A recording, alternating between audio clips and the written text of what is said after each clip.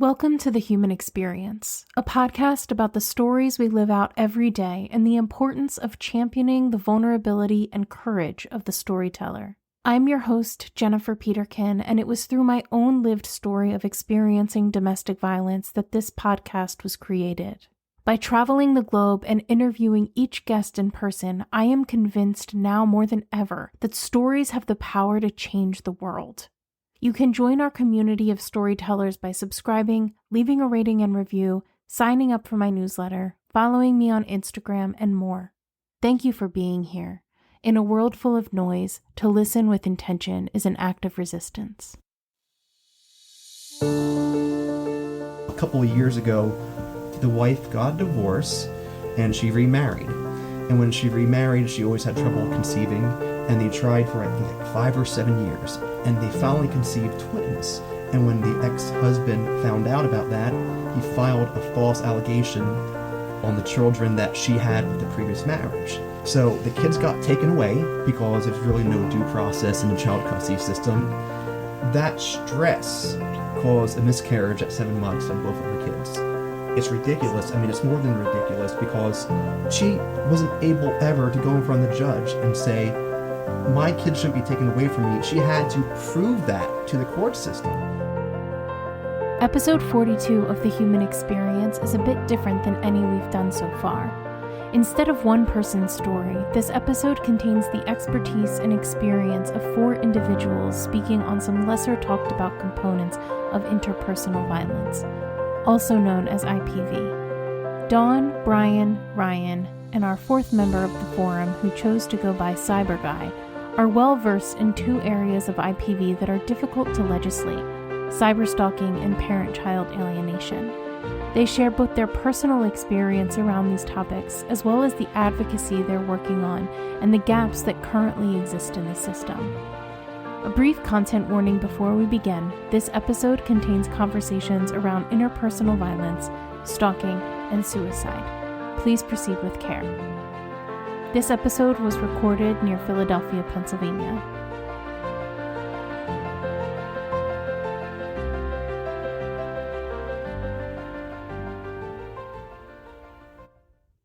Yeah, Dawn, we can start with you.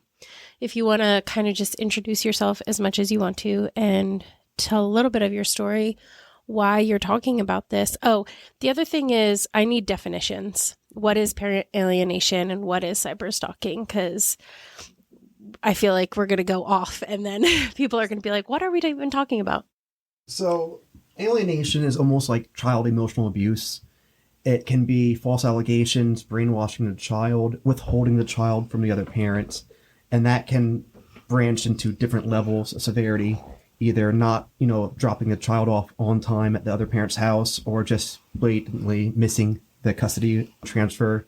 False allegations, it can range from a simple police report all the way to criminal records of abuse, where one parent will lose access to their child for years, maybe even forever. I know parents that are in criminal courts right now as we speak, spending hundreds of thousands of dollars that haven't seen their kids before COVID. I've talked to now 12 different countries of people. This happens in every country: France, Canada, South America, every country you can think of. There's victims in every country of this. So it's not just basically United States. And it happens to every gender, religion, any type of financial background, any type of person it happens to. So in a nutshell, that's what child alienation breaks down to. Okay. So I think essentially, that's not a surprising thing. I think people would kind of resonate with that definition, but wouldn't necessarily have a name to put to that, right? Absolutely. And so since oftentimes we don't have a name to put to that, does that mean also that we fall short in the legislative sphere, and not just us in America, but worldwide as well? There's 2 answers to that question. Go for it. The first answer would be yes, because people don't know what child alienation is. The second part, they don't understand the severity of it. So why would you have a law, if it's not severe? And it is severe. It's very severe. There's people that lost their lives over child alienation. There are parents that have taken their own life because they lost their kids due to false allegations. So those are the 2 answers that go hand in hand with each other. Thank you. Yep. And cyberstalking, what's our definition? Cyberstalking would be the use of technology to invade someone else's privacy for malicious ends. I feel like we have this idea of what that looks like, right? Because anybody that watches, I don't know, any crime show on TV has that there's been an episode on cyberstalking. But from what I've learned after talking to Dawn is how invasive it actually can be and how accessible you are and how vulnerable you are online. So I don't know. Do we want to get into individual stories here or? Well, I just want to add to the cyber stalking is that what's unfortunate is that it is just quote unquote a normal thing. You know, you get memes about, oh, well, if my friend can't find the guy who I'm supposedly going to date, like someone else will. Like, you know, there's that normalcy of it's okay to find out people's information. And it's actually the person's fault for giving out that information that we think is just normal, like your favorite color, just because we have Facebook that asks everything about us. And then we just start to just like, oh, it's just little things. And then you find out there's actually algorithms to predict who you are, what you're going to buy, and all these things. So there's that aspect of that normalcy. And then that aspect of freedom of speech where I could say whatever I want to you on Instagram or on Twitter or whatever. So there's all these different avenues that normalizes, quote unquote, the root of cyber stalking. And that's the issue. And that's what's causing, for myself, just problems with legislation because it's an enigma. It's this big cloud on like this big marshmallow from like Ghostbusters. It's like, it's so big. It's so massive. And you're kind of like, do I hug it? Do I kill it? What do I do with it? It's just this huge thing where we can't define what it is. It's so intangible. But we do know if you actually go down to reports of police reports, suicide, the mental health, there's concrete evidence that it all roots from cyber stalking. So I liked your analogy that you used when we were talking about it, about riding a bicycle and about a car and not having seatbelts. Yes. And I would have to quote Meghan Markle on that because she used that analogy of when, you know, first cars were invented, we just didn't know that you're supposed to have seatbelts. You know, you should have turn signals, you know, laws that you should probably, you know, not break. So you're saving yourself and other passengers.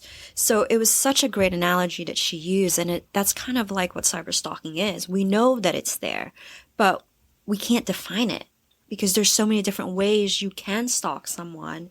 And, you know, some people say it's okay. And some people say, well, it's that person's fault for putting that information out there. So unfortunately, I was in the middle of the radio station listening to it, and I never listened to the radio. And the guy said, well, is it the woman's fault for posting that she was at this place? And then for her ex-boyfriend to come and see her. So it's kind of like, really? Is that really her fault? Is it her fault that he wanted to physically assault her in public and verbally abuse her? That is not her fault. Yes, she gave out that information, but it is another person's responsibility to not use it in a way that that person will be assaulted. I feel like, too, in general, interpersonal violence is very under-legislated. Yes. Period. End, right? And anybody that's been through anything in that sphere knows that. You have stalking, in-person stalking, that you can't get legislated. And then you bring it out to cyberspace where who knows what's happening. It's like, good luck. Kind of. Yeah. It is. It really mean, is. But that's terrible. It is. Because you are living proof that it is affecting you. It's hurting you. It is. And it's unfortunate. And I had mentioned to you before, and you guys didn't hear it, but I had attended a UN seminar, a virtual meeting that they talked about how women should have that equal rights of equal pay in I think the computer IT world. But in their kind of like forum, they had to go in and say, totally different subject about cyber stalking, about cyberbullying. Now, this is the UN. This is the most respected environment in the world.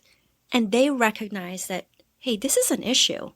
And a side note, this is something that each country should really focus on and deal with through legislation. And I thought that was like, wow, it wasn't even the topic for that conference, but they understood the importance of what was going on and how this, if we don't fix it now, will grow into something that we can't control later. Especially with AI. And then you factor in, because you're AI scares using me.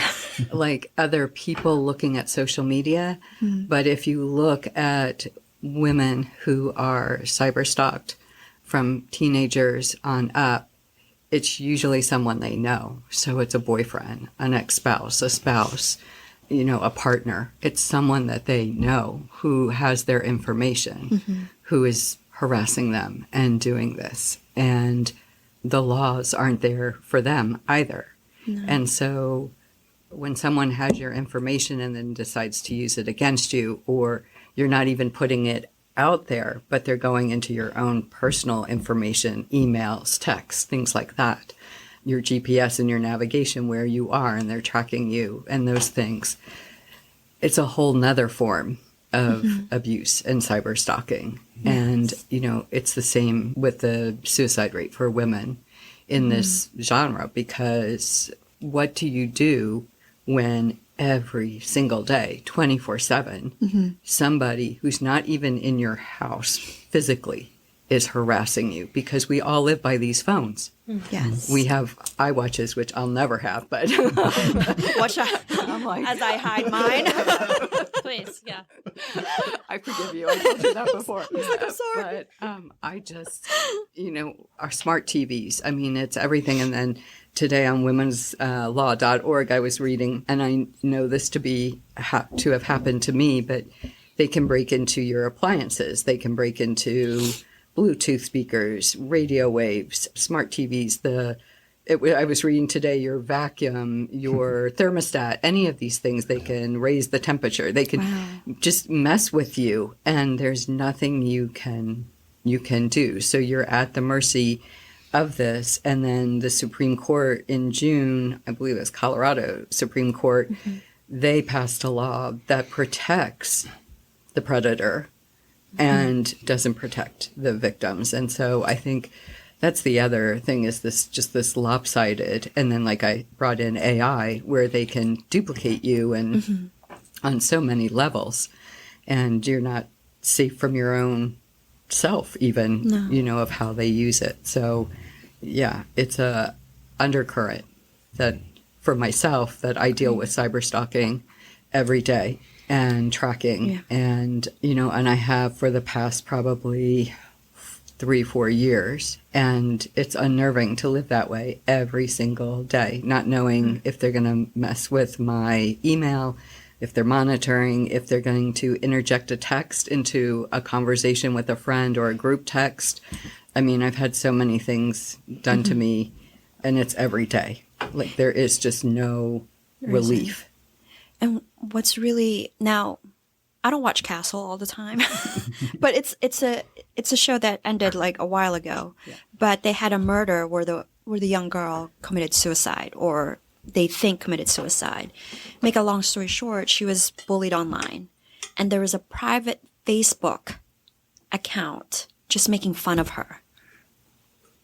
Like, students were taking pictures of her, and I was like, that is so scary when other people are willing to participate in these things. Yeah. And these are children, and from my experience, I had grown adult women, and I'm like, how can, grown adult women couldn't even differentiate this kind of behavior to kids that are 13-year-olds. It's just, again, it's that normalcy of, oh, it's fine. Everybody does it kind of thing. And that level of harassment is just sad in its own. Yeah.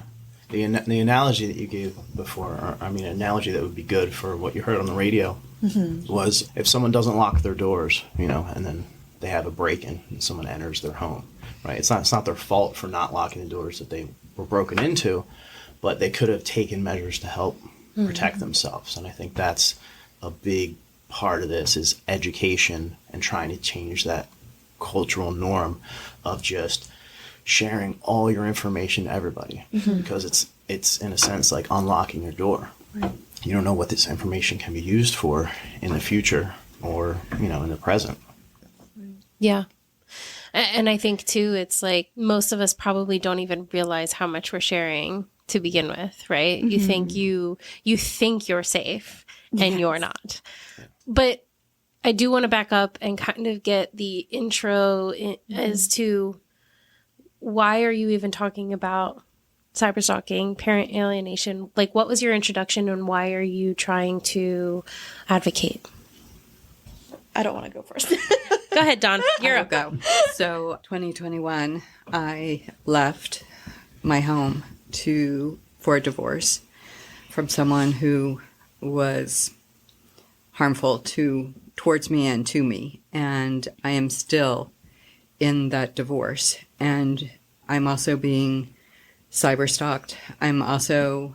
I used the term when I was at the house that I was being erased because I didn't know the term parent alienation, but it was as if I didn't exist.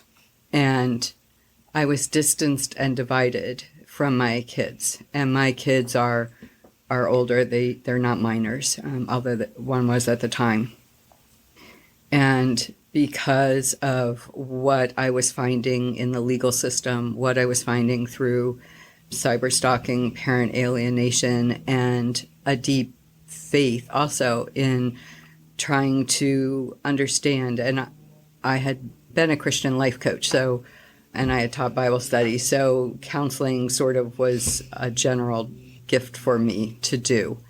And so for me, it was searching out my own self and how is God using this? And in the process, I found my voice again and I started meeting people. So I met everyone except our friend tonight. And so I just met him, but I have been talking with him. The infamous cyber guy. That's your name. So it's just been constantly wanting to talk with politicians, local and state politicians, with Miss Pennsylvania, and having the same platform, and domestic violence, and speaking with them, and them telling me that parent alienation is epidemic in Chester County, where we're at, and that there's just no help to be found. And I was giving them resources at one point, my counselor, because they didn't even have all the information. So the education piece of this is so way behind. I mean, we're years behind, I feel like, in these two areas. And so for me, it's just been like, what can I do to be a part of that? So part of it was, took Jen and we went to dinner this summer, and I was like, hey, how would you feel about a forum? And she was like, okay, I'm up for it. And then next month, I'm starting a support group for college age to 100-year-old for women who are single or dating or married or divorced, who are wondering if their relationships are harmful or if they've been harmed in relationships, because there's a huge opening for the church also, and the need to allow women to speak, because 1 in 3 women are abused in the church. 1 in 3 women outside the church are abused. The statistic is the same.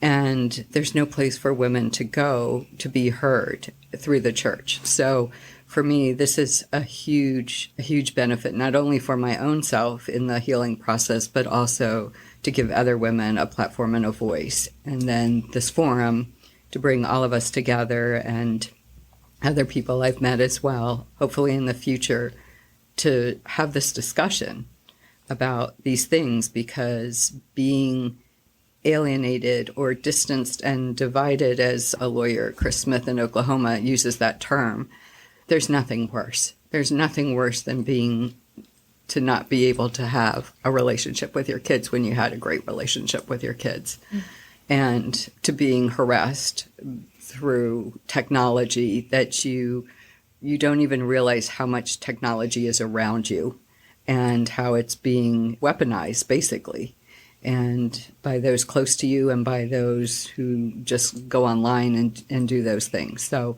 for me, that's been sort of what got me here tonight. Great. And put this together. This was you. This was all you, which is fantastic.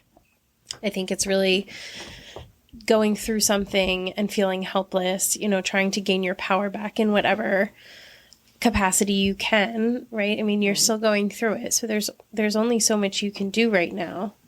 And trying to learn as much as you can and trying to help other people is a way for you to try to gain some of that power back, but it's not easy. And it's kind of you're walking in a minefield a little bit here. It is, and it is in the legal system as well, which I am still going through it. And honestly, it's like being abused all over. Like, there's been so many times when I have felt like I should have just stayed and let him just destroy me, because I'm paying to be destroyed through the legal system now, is how I feel. In a lot of ways, it would have been easier. Right. Yeah. Thank you. Cyber guy.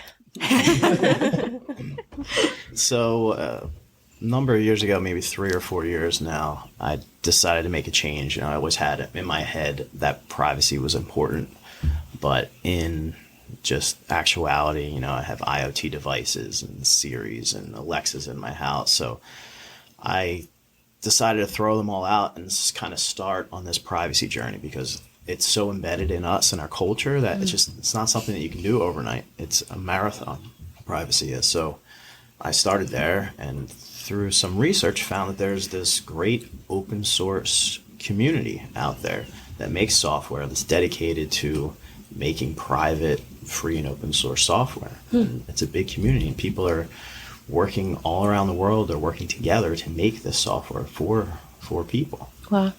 So I decided to get a Pixel Series phone and put Graphene OS on it, and get rid of all the proprietary apps that I was using, get rid of all the smart devices and all this stuff, and go back to having the beginning of computers. These computers were for us, and now they've morphed into devices that we pay for, but that are really helping Google. They're working for somebody else. If somebody comes into one of your devices, hacks into one of your devices, and they install crypto mining software where your device is constantly working for them to mine cryptocurrency, well, that's illegal. Like, somebody can go to jail for that. Mm-hmm. But there's these terms and conditions that we just don't look through and accept. And in actuality, these devices that we're paying for, they're working for these big companies, just as much as they're working for us. And so, just cutting that out and starting down that privacy road was really important. And whether we're protecting ourselves from corporations or from individuals, it's all the same. Just basically keeping your data to yourself, unless you want to or it's necessary to share something. Yeah. Did you have a background in IT or computers for this? Not educational-wise, but just I've always been into them, always dabbling, messing around with them. So. Well, that's good to know. I mean, because I feel like what you said for the layperson sounds super intimidating unless you are like a software developer. So knowing that that's not where you started is great. Yeah. And kind of the marriage of privacy and cyberstalking and interpersonal violence, is that something that you are newly acquainted with? Yeah. Okay. Yeah, generally newly acquainted with. I'm usually, or I have historically been focused on corporations, but being protected from individuals that, have malice towards you surely is very important. Yeah. I mean, I think we can all agree, like, corporations do not care about you at all, right? Yeah, so like absolutely. easy statement to make. But yeah, it's super scary when you start looking at people individually that are specifically targeting you, especially because they usually are the people that you know and love. So thank you. Brian. For me, it started out, I have a son, he's going to be 8 in March. When he was born, I was, unmarried, father, new father, trying to navigate that life. Found myself basically in a separation. We're never married, so I didn't have to go through the entire divorce process, just custody. And through support groups, talking with other people, sharing stories, I've noticed a pattern. Either, mother, father, doesn't matter between gender. If you have people, marriage, divorce, separation, it brings out divorce in people. I mean, that's natural. And during my case, I'm always a critical thinker. I always ask why. I made friends with lawyers. I made enemies with lawyers, even on lawyers on my team. I mean, it started out then that I started talking as almost like a parental, I'm gonna say an advocate, someone that people can talk to me about their problems. We can share, we can vent, we can do stuff like that. And then pretty soon I started realizing, wow, I mean, child alienation happens a lot, and there's so many different degrees.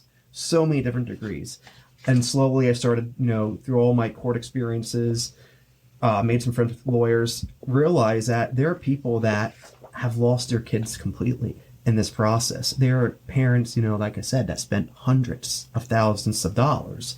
A couple of years ago, I was just talking to someone that actually, it was the wife. The wife got a divorce, and she remarried. And when she remarried, she always had trouble conceiving. And they tried for, I think, like 5 or 7 years. And they finally conceived twins. And when the ex-husband found out about that, he filed a false allegation on the children that she had with the previous marriage. So the kids got taken away because there's really no due process in the child custody system. You're basically guilty and you have to prove yourself being innocent.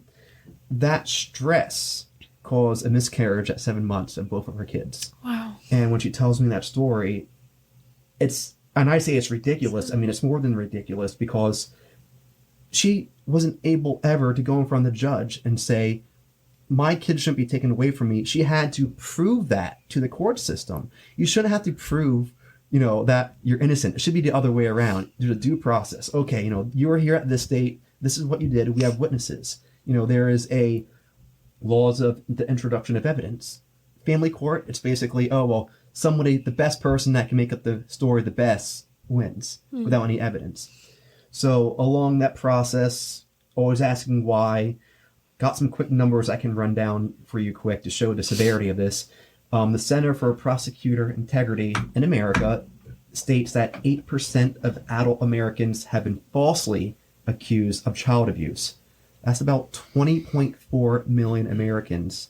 27% of those happened in family court. So that's 5.5 million Americans, adults, that were falsely accused. And if you picture that, when you're falsely accused of child abuse, your children get taken away. If somebody files a PFA or go to child services, they get taken away, and then you have to prove why you're innocent. And to me, that's not exactly how, the due process system. So in the last couple of years, I traveled, across America. I interviewed former judges, prosecutors, trying to get to the bottom of this, always asking, why is it like this? The judges really don't understand. It's like, this is the law, this is how we've done it for the last 60 years, and this is what is going to happen. And I found out that the newer judges coming in, the younger judges, they have a little bit better understanding of it.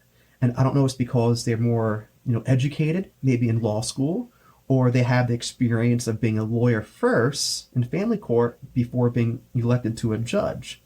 Even some of the prosecutors I talked with, and I talked with both sides. I talked with defense attorneys and prosecutors.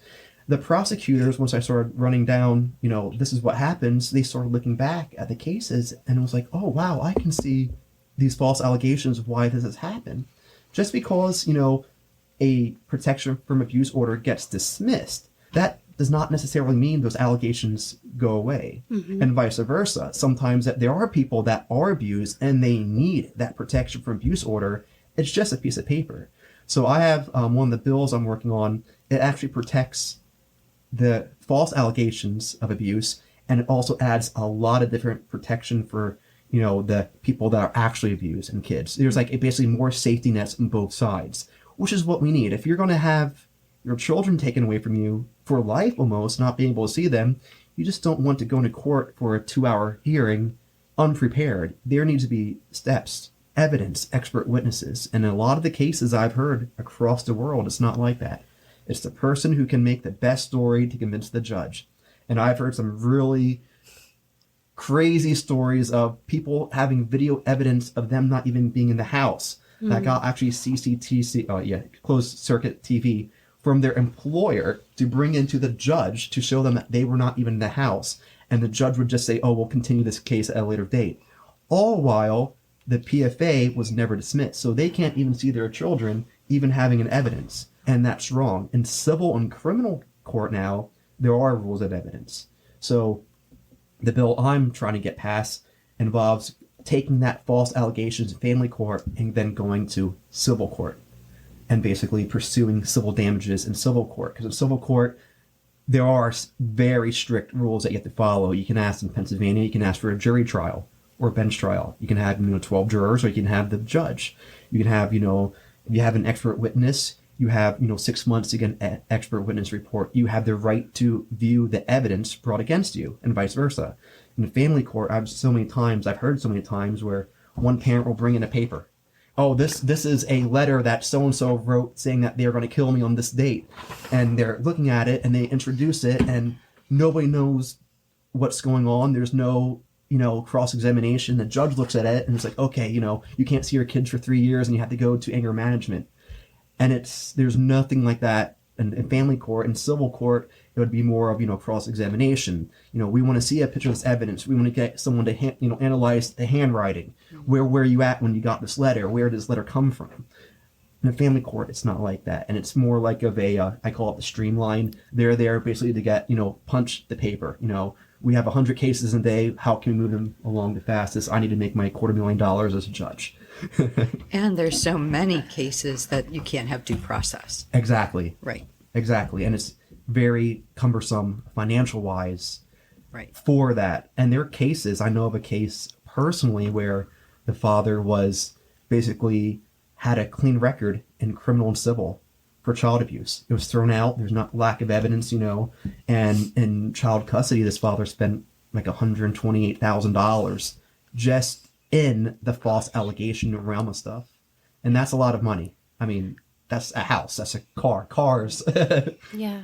It's so difficult because with IPV, it's so nuanced, right? Yeah. And a lot of it does end up being he said, she said, but there needs to be justice. And so, walking that tightrope of what tension do we hold so that we can pursue justice, because victims need protection from abusers, but finding out who the victim is in a situation can be really tenuous. Yep. And not to cut you off, but I know of a person whose father was the alienator, and he took this parent alienation course as a victim and used that information against. Oh, absolutely. So it's so hard for, like you said, it's so nuanced. It's so hard sometimes. Sometimes it's clear cut. Like if you listen to the friends that I have on this parent alienation group that does a Bible study, when you hear the same stories, it's so bittersweet because you think you're alone, but then it's like, oh my gosh, here's the same story almost. Oh, sure. But there's just so much nuance to it that it's so hard to tear that apart. And the courts are, they're pushing paper. They're trying to get through this. Some of them are actually trying to do the best they can. And then you have others who are just like, next case kind of thing. Sure. I think at a certain point, a desensitization comes in as well, right? Absolutely. When you're seeing the volume, right? Exactly. But that doesn't change the fact that these are real people whose literal lives are hanging in the balance. And there's no discipline for people to lie in court, family court, I should say. In criminal court, civil court, you lie, you can be held in contempt. The lawyer, can make a motion. The judge can say, okay, I'm going to hold you in contempt. Family court, I've seen transcripts basically of parents that will lie in court and the judge will just say, oh, well, this person has anxiety, they don't like being in court. Well, that doesn't give you a free pass to lie. I mean, we're all adults. We're supposed to be all adults in court. Or the person would lie and then they would go back and said, oh, I forget what really happened. And it's not like that. It's like, it's black and white almost, some of these stories I've heard where, was this person here or were they not here? It's like, it's very straightforward. Did you see this happen? And almost all the people I've talked to, I bet in the last 3-4 years, I've probably talked to 1,500 people. I hear the stories all the time. I have evidence, that I wasn't even here. That, for instance, I just talked with somebody 2 days ago where the 2-year-old daughter had bruises on the shin. And I was like, well, the daughter's learning how to walk. And usually when kids learn how to walk, they fall. My son had bruises on the shin. Well, somebody took pictures of the bruises, the father, and took it to court, and she lost her custody of her 2-year-old daughter in a PFA hearing. And I'm like, well, when's your PFA hearing? Oh, well, it got continued so we can get an expert witness. And my thing was like, well, who got the expert witness? Right. Because you're entitled to an expert witness too. But if the husband has custody of the child, how do you get your expert witness to interview the child if you legally can't see the child? Right. And like you said, the abusers, you cluster B personalities, Right. they know it. They know what strings to pull. They have no empathy. They don't, they don't care. They just want to win. They just want to control. Right. And without consequences in the court system, especially in family court, it's going to keep happening unless, people start getting either, thrown in jail overnight, sadly enough, for lying in family court, or severely punished, whether that be fines, paying for legal fees. It's just going to keep happening without consequences. So are you saying that if someone gives false allegations in family court and someone gets their children taken away for a while, there's no repercussions for them legally? 90% of the times that's true. Wow. I know of a case of a father. It's called the Dragonetti Act. It's called wrongful use of civil proceedings and abusive process. It's very similar to the bill that I'm trying to pass, but the bill I'm trying to pass is strictly for family court and abuse. And the Dragonetti Act has its limitations, meaning that, there's still characteristics that you have to satisfy. The initial proceeding has to be dismissed. You have to gain something from it. But the Dragonetti only covers basically your initial costs. Let's say, Dawn gets a PFA against me and I have to go to court and I spend, let's say, $1,500 for the one hearing. It's dismissed. But then she will keep bringing it up in court for 10 years down the road. The Dragonetti doesn't cover any of that. And I have never heard of a judge so far in family court that basically sent a parent to jail or fined him or held him in contempt. I have never seen that. The only times I ever heard of a parent being held in contempt is when they talk back to the judge. They'll, say the F-bomb the judge, or they throw something, they throw the tissue box at the judge. That's the only, or, they do something along those lines to make an unsafe environment. But I've never seen all the people I've talked to, because your cluster B personalities, your borderlines, your NPDs, they're very calm in court. Right. And it's very hard there's strategies you can use to make them crack. They don't like being confronted on lies. And if you have a good paper trail and you confront them on lies, and I've seen it and I've told people to do it, you can start poking holes. And once you start doing it, they'll start trying to cover up a lie with a lie on court, in court record. And then that's when you start impeaching them. You can start saying, okay, well, in this state we had a hearing. We're going to impeach you because you basically lied. And that's when you start, the house of cards falls at that point. Yeah. Once again, that takes a considerable amount of time and money to do that in a court system, because lawyers aren't cheap. They're $350 an hour now? Yeah. 400 an hour? And on the sort of the other side of that, right, adult children, like I know women who have 40-year-olds who they're alienated from, and my kids are adults, and you'll hear the statement, oh, they're adults. And it's like, oh my gosh, do we not understand brainwashing? And even in marketing, right? But I go back and I'm like, okay, well, Hitler used a whole country, right?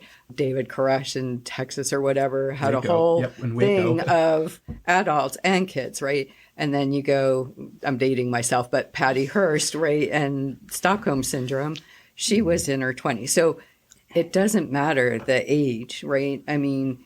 Women who are sex trafficked, they're taught to fear. It's this coercive control. They can do it with a word, by a look. And they can brainwash the kids, even younger ones in court system also, but older ones, that things didn't really happen. I had a friend in her 30s have a friend who she grew up with. So she knew the family. And her friend was alienated from her mom. And the father had convinced her that something had happened. But my friend had been with her. And she goes, that didn't happen. She's like, this is what happened. So the kids are so groomed that they even, as young people, will follow what they are. And child court, that's the same problem, especially with the borderline and the MPDs and all of that. And the sociopaths, they just are able to get the kids to understand or believe that something happened when it didn't. It's gaslighting, basically, and Right. that's a form of abuse, and it happens all the time. And Right. a lot of the people, when I say gaslighting, they're like looking at me, and I explain to them what it is. Right. And if you think you're being gaslighted by your partner, write down what has happened in your own words in a notepad. So if you're going through a divorce, you have, that pad to look at. This happened on this date. I know it did. I wrote this down.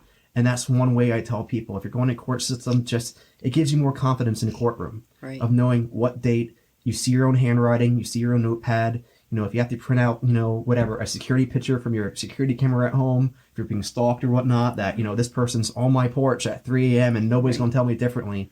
That's what you need to do. Yeah. We like to think that our brains are very trustworthy, and they're not. So Yep. unfortunately, they're quite malleable. Ryan. You're up. My turn. Well, my name is Rhyan Strasters. I am a Chester County resident here. And this started I started dating a guy who has kids, 3 young kids under the age of 9 at the time. And I don't think any single girl ever wants to be like, hey, let's date a single guy with 3 kids under the age of 10. Like, that was not in my to-do list. But at the time I was, he was very forward with me and said, hey, this is my situation. I am divorced, in the process of getting divorced. I am separated. So I'm thinking they live separately. And make a long story short, that was not the case. And I could understand that. And we dated for 2 years with no issues from his quote unquote ex-wife, current wife, whatever you call it legally.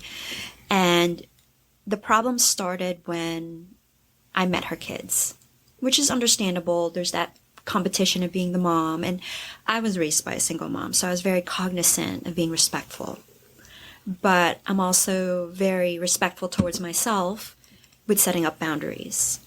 When someone is talking bad about me or has, what Cyber Guy said, has malice towards me, that boundary is up. And I would not meet her in person. And I told my then boyfriend at the time that I will not meet her unless there is a cop and a lawyer present.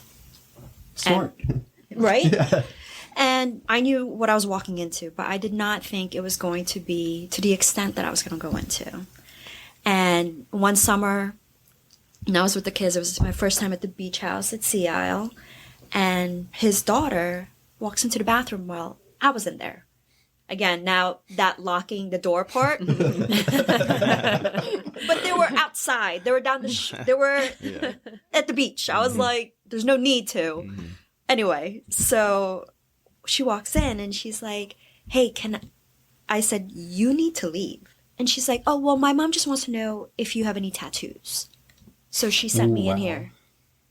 I was so uncomfortable because they're that survivor flight kind of thing. And my mind strictly went to the worst case scenario, the implications of sexual abuse. And you know what? I was like, oh my gosh, Ryan, you need to think this through. This might go totally a bad way, or it could just be like, just a kid just walking in, just looking to see instead of asking you. So there's that red flag, and little stuff happened later. And another thing happened down the shore where I said, you need to leave. It's now my turn to shower in the outside shower. I'm just rinsing off my bathing suit, showering all the sand off. You need to leave because I am uncomfortable. And the poor girl, she's 8. It's not her fault. She was doing what she is told to do, to spy on me, look through my things. And again, that we didn't discuss it, but the narcissistic, alienation, the gaslighting, I saw all of these things. And a situation happened where I was like, Ryan, you need to cover your butt now. You really do. So an incident happened. I reported it to police. I said, you know what? I just want this on record. I need to have this on record in the police that I called during this date, and there was an altercation happen. It was in public. The daughter was there. And my then boyfriend at the time was also on the phone when this very public altercation happened. That kind of like Harvey Specter in me kind of like came up. But so that happened. That relationship was very, very bad for me. Very bad. There's that aspect of Dawn saying, he just kind of like erased me. Like I didn't know who I was. Because there's that aspect, I'm like, these things that I'm doing, conscious and subconsciously, will affect these kids, the decisions I'm making. And then there's that aspect of what Cyber Guy is saying that, you need to protect yourself from people that has malice towards you. And I already knew that she had malice towards me because of the stuff that she was saying to the children. She's Asian. She's dirty. They eat weird food. Those are the things that children was like, well, why would my parent lie to me? There's that parent alienation that I was starting to get involved in, that I had, that was like, this is the situation. And I understood that. I know that comes with the territory, but not to that extent. She had gone to places that I had business partnerships with, trying to get me fired. So there's that, my livelihood. I do not have an ex-husband or two like she has that pays for stuff. There's just me. This is my livelihood. So for 5 years, I was documenting stuff personally. I was documenting stuff to the township, 3 different townships, and I still didn't get the result that I got when I finally had the courage to get it in court, because her harassment extended to my family. Her harassment extended to other people getting involved. There were adults that also had children who knew what was right and wrong. And it was unfortunate. And even with a video of her following me, her lawyer was still like, is that really her? I'm like, yes. Yes, it is. Yeah. This is her car. This is her. There is just, the reason why I am doing this is that I'm still scared. She's still continuing to do this. But if I pursue it in the right way through legislation, I'm going to tear a family apart, which is already happening, unfortunately. Because even though I'm not in that situation anymore, I know that that's alienation right there. There's gaslighting, there's narcissistic abuse. I mean, I saw it for 5 years. Just that earned love that the kids had, especially from her oldest daughter. Well, I'm not going to talk to you. I'm going to ignore you and not listen to you until you give me something to report about Ryan. And I had to learn to not publish so many things online. Even though I had a business, I couldn't do anything. I couldn't promote businesses. I couldn't do this. I couldn't say, hey, we're doing this. We're to my clients, because she was going to see it. And even when I took boundaries and precautions of not posting stuff online, and it hurt my business a lot. Guess what? Her daughter would listen in on my calls, would listen in on my clients. Oh, I know who that is. She works with my mom too. Oh, wonderful. That's great. And it's not just her daughter. There's 2 other kids who also has to report stuff. Well, Ryan wore this today. And then they'll send her pictures of me. Well, what did Ryan do wrong? Well, Ryan said that we couldn't go in the room because her and Daddy were having an adult conversation, which I think is appropriate. Yes. Yeah, There absolutely. are conversations that adults should talk about. But, my stalker didn't feel that way. She needed to know every little thing about me. everything. And to her, it was a game, that it was fun. And she got her friends involved, which makes me so sad. I don't know, maybe because they don't have jobs. I don't know. Well, actually, they don't. Well, so that's factual. I'm not implying anything. It's a fact. None of them have jobs. And it was all of these things. And, you know, I was trying to do the right thing, not say anything, keep my mouth shut, play small in my business. And it hurt me financially, mentally, physically, in the sense that I couldn't drive because she was following me. I would have panic attacks. And, you know, I was like, okay, this is really getting bad. And the therapist said, you know, if you have another panic attack, I'm going to have to report you and you'll lose your license. Because your panic attacks are so bad that they're like seizures. And side note, your body can only have a seizure for a certain amount of time before you just kind of pass out. But again, this is affecting every aspect of my life. And I was here like, oh, I need to do the right thing. I shouldn't say anything. Who's going to believe me? Well, I have records. I have 5 years of police records that says this is what's happening. I have my journals saying this is happening. But what was hurtful, again, was that with your relationship, Dawn, is that I had a partner, a non-existent partner, who said, well, it's your fault. This is your fault. Because you should have just played along, played by the rules, sat down with her. I was like, if I sat down with her, what was that going to solve? Right. You're just feeding you it. reason You with those can't. other people, yeah. You can't read. He goes, this is your fault.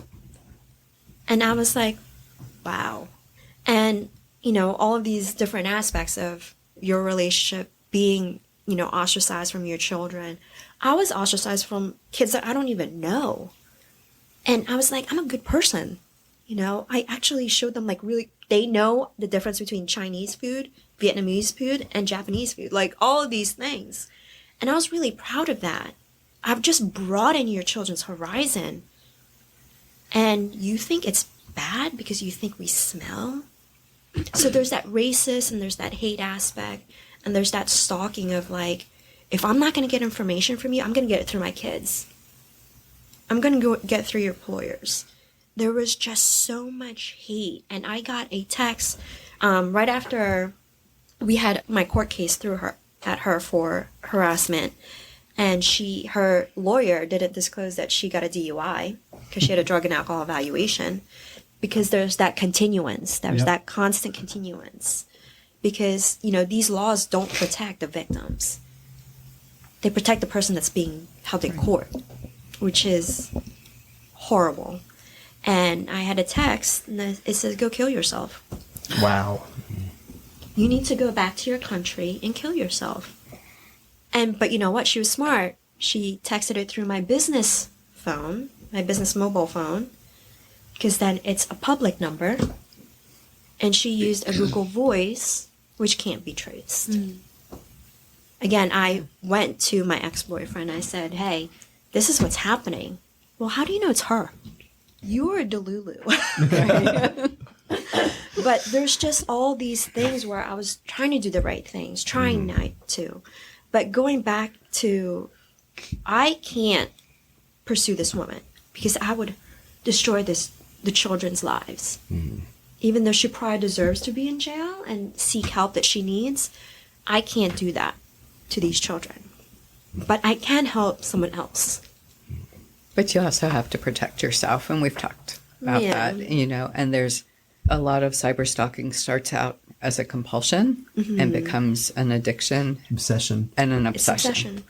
And, you know, there's a point where it's no longer about them. Right. Right. And it's about our safety and how do we protect ourselves. And it is such an obsession. Even, I mean, we're not going to go into narcissistic personalities, but just yesterday I had 127 views from one person. Now my website, it's completely dead now. You have to physically type my website now through Facebook because it's been so inactive. The Facebook algorithm, Cyber Guy will vouch for me on this. I'm not making this up.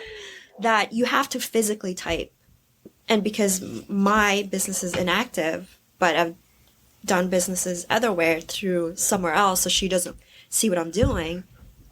127 times, that's an obsession in a day. Yeah. That's a lot. How far removed are you from this relationship now? I am no contact. That's fantastic. Although I did see my ex, not through my choice. Okay. Not on purpose. I don't cook, and I didn't do grocery shopping, so I went to the Outback and I picked up, and I was like, oh, I'm going to say hi to Freddie, the manager there. So you walk in, you saw him like sitting at the bar, and I was with my sister, and she was like, can we still order? I'm hungry. I was like, sure. But, you know, when I saw him, it was like, there was no hate, just because there just wasn't. I feel like I've grown in that sense that, you know, I'm away from you. My life has gotten so much better. It was hard, but it was gotten so much better. But it was unfortunate because I saw him and he looked the same. He also didn't look like he showered or shaved. And this was on a Tuesday night, 9:00, and he was drunk. And my friend said, why didn't you call the police? Say he could have gotten a DUI. And I was like, because I'm not malicious. Because I think the universe will take care of that. I hope that I could watch, but or be a spectator in some sense. But it was, all I thought of at that moment is like, where are the kids? Like my heart, it still hurts for those kids. Sure. I mean, I've heard the daughter scream and like, I hate doing this. I hate going through her stuff. And I was like, oh, that's nice. But it's your mother. It's your parent. Like, why would your parent do something bad to hurt you to make the other parent look bad? Like, kids don't know that. Their instinct is to trust their parent. And it's so hard hearing Brian saying about all these things where these parents don't get access to their own children because of a lie, because of a power ego trip or whatever. You're not hurting the other person. Well, you are in a sense, but you're really hurting your own child. Mm-hmm. Well, and I think they're winning. But what if they won, right? They haven't won anything. They've lost their family. They've lost their marriage. They've lost their income as they knew it, right? I mean, they really aren't winning. But in their mind, In their minds, they win. they think they're winning.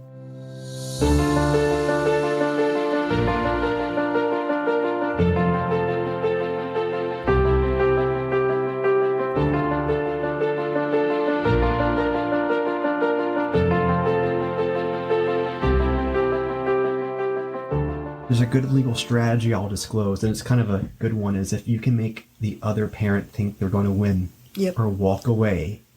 I know of a case personally where you should never involve like child support and child custody. They're two separate things. And the lawyer told the father, was like, we're going to walk into a custody hearing in front of the master.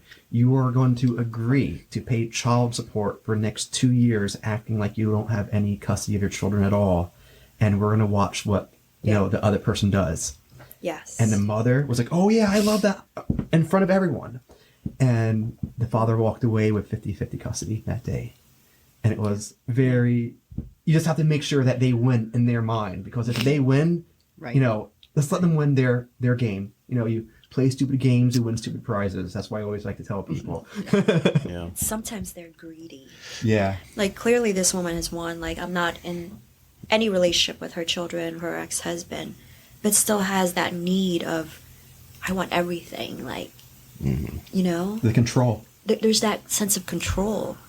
And I was looking at it, it's like 127 times you viewed this page in one day. It's like, did you eat? Like, did you order DoorDash? Like, there's that obsession and that, like, that stalker mentality that I own you. Yeah. It's ownership, yeah. I own you. You can't make a move or make a decision by yourself. You are my property in every sense. But then here's the other part of that too, is even at church where I have tremendous support, right? and friends.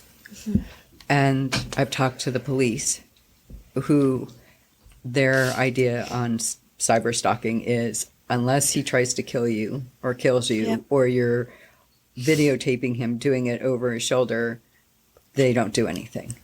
But they go, well, and even the FBI that I've contacted, it's basically, oh, it's just a husband who's harassing his wife. And I'm like, you know, that's the mentality that they use on so many of the women who are being cyber stalked.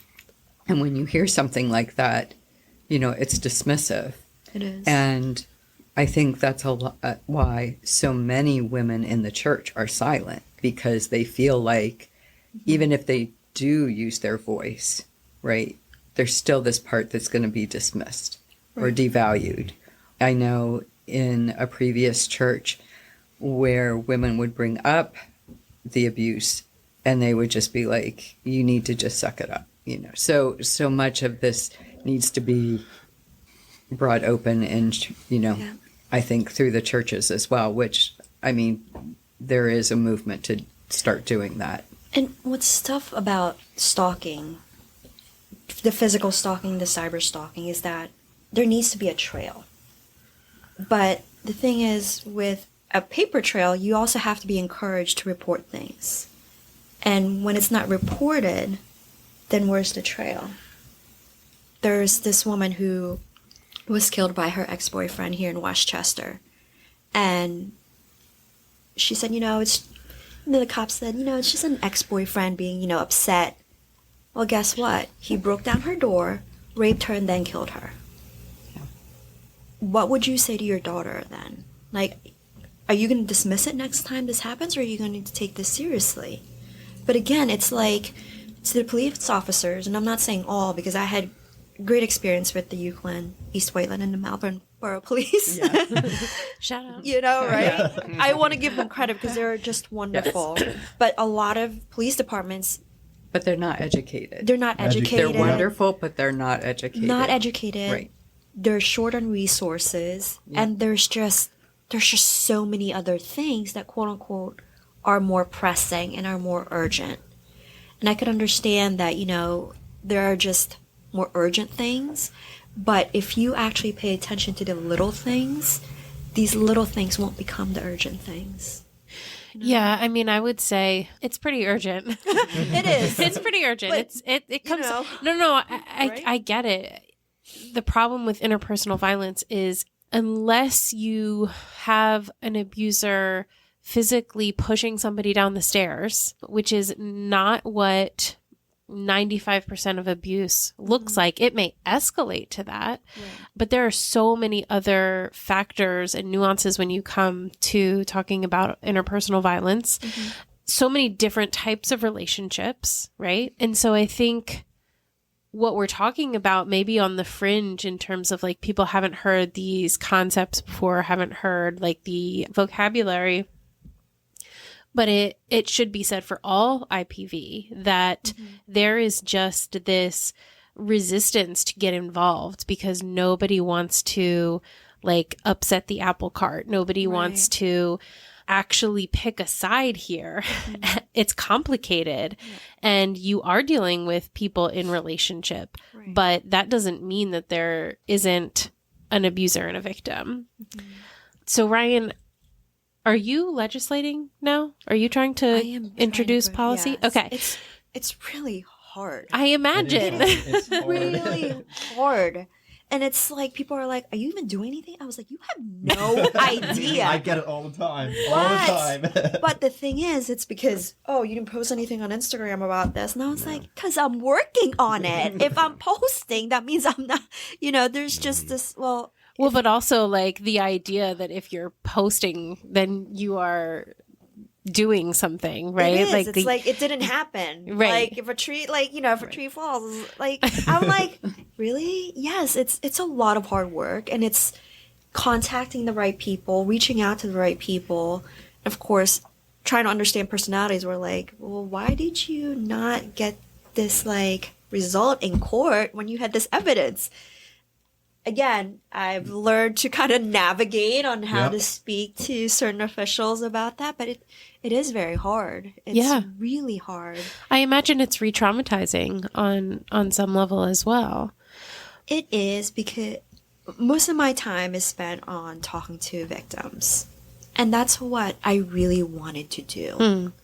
But when you hear all these stories of the repetitiveness of like the extremities of their stories, you get upset and you kind of like, well, why isn't anybody doing anything? And then there's you in your room, in your home, and you're like, well, there's you. And when I was nominated for Miss Pennsylvania to run as Miss Malvern, I was nominated, so I didn't go after it at all. I hesitated for a second. And I told the woman, Susan Lieberman, that I said, I'm not 18. I don't do pageants. I watch them. And my focus right now is to speak with police officers, to speak at directors of schools and the counselors, to say, this is what you should do and not do on social media. And this is how you should to prevent yourself, how you should protect yourself, what share, not share. And she said, if you do this, you can actually be somebody in the community. And I said, well, I pay taxes, so I am someone in the community. She said, no, this will open doors for you that you won't be able to open. And I hate to say it, she was absolutely right, because I had a school district that ignored me for 3 months and then called them as Miss Malvern after I said my name. They're like, when can you meet? And I was like, you do know that you've been ignoring me for 3 months and now you're free tomorrow? And you see, That's, but I'll use whatever legal platform that is ethically correct to move this forward. Yeah. But my goal was to just say, hey, this is what happened. There is a light at the end of the tunnel, and this is what you can do to protect yourself. That's all I really wanted to do. Yeah.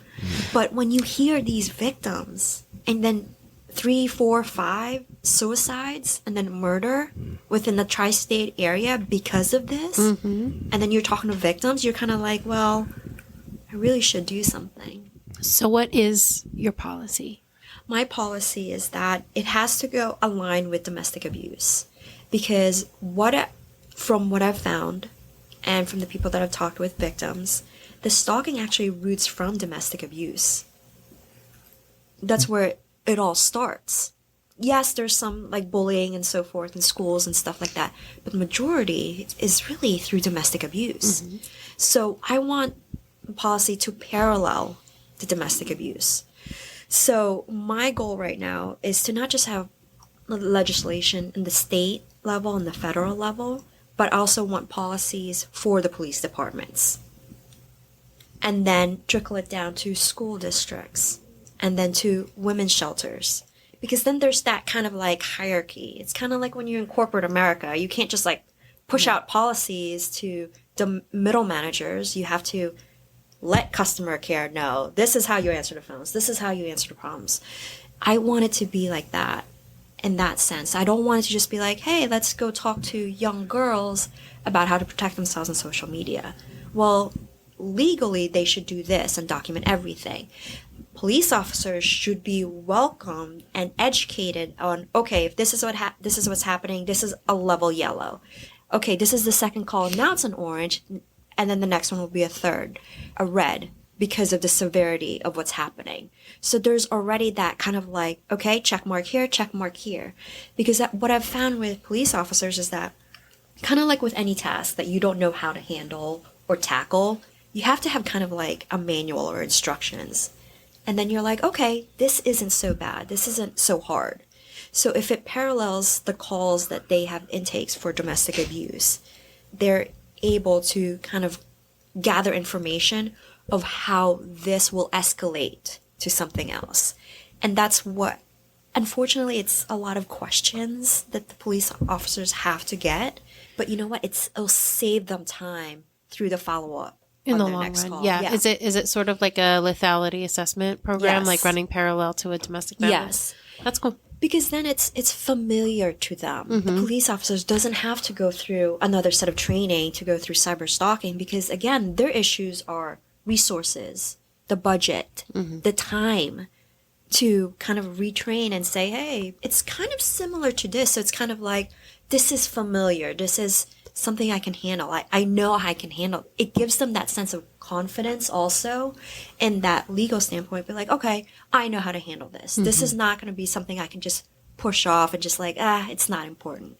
There's that aspect that I really, really want to make sure that the police officers are educated and are confident in how to handle these type of situations. Yeah. Because when I talk to other victims, they're like, police officers didn't know what to do. Absolutely. And I was very fortunate enough to have 3 townships that were just phenomenal with me. So Yeah.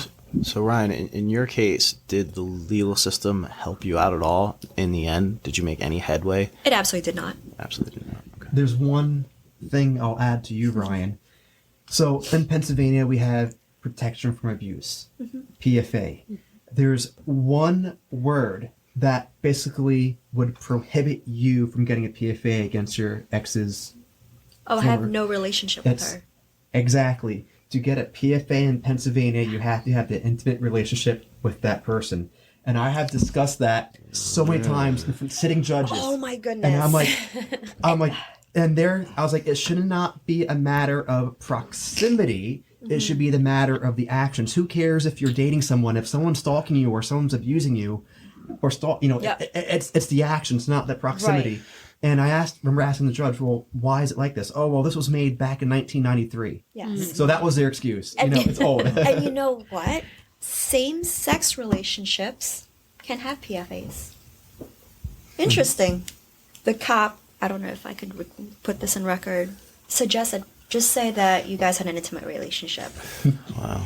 I mean, these guys were just so like, look, Yeah. we're really rooting for you, like Yeah. thing. But they're like, this is the only way you can get it. I was like, no, I don't want to be anywhere near her. He goes, just say that you had an intimate relationship. I was like, well, I'm gonna go to court eventually, and he goes, well, I tried. I was like, thanks. Have you ever hugged her or anything? Oh my gosh, no.